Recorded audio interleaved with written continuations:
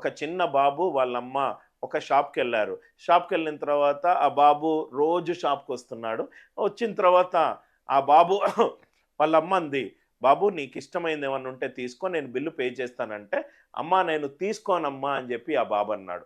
అమ్మ చాలా హ్యాపీగా ఫీల్ అయింది. నేను ఇది నేర్పించింది నా బాబుకి.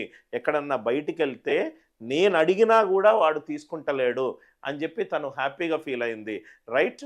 నువ్వేమన్నా తీసుకో, నేనివ్వను. నీకు నచ్చింది నువ్వు తీసుకో అయినా ఆయన తీసుకుంటలేడు. అమ్మ అనిపించింది. సరే నేనేమన్నా సెలెక్ట్ చేయనా?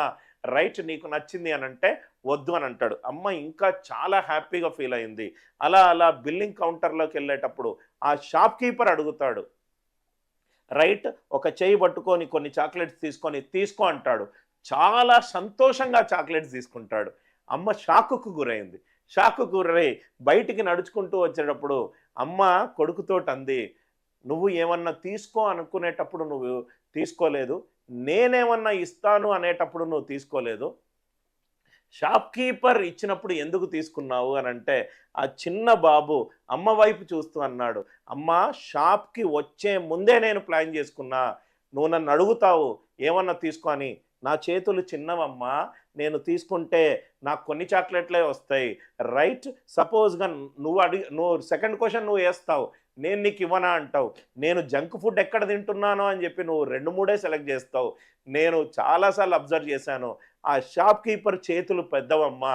కాబట్టి షాప్ కీపర్ ఇచ్చినప్పుడు నాకు ఎక్కువ చాక్లెట్‌లొస్తాయి" అని చెప్పి బాబు అన్నాడు.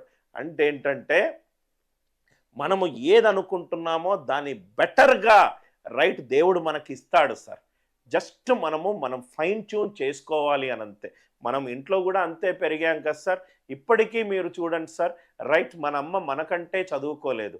కానీ మనమ్మ ఎంతవరకు చదువుకుందో దానికంటే బెటర్‌గా మిమ్మల్ని చదివిపిచ్చాలి అని చెప్పి అమ్మ తహతహలాడుతుంది. The only person who works free of cost for us till our last breath is our mother.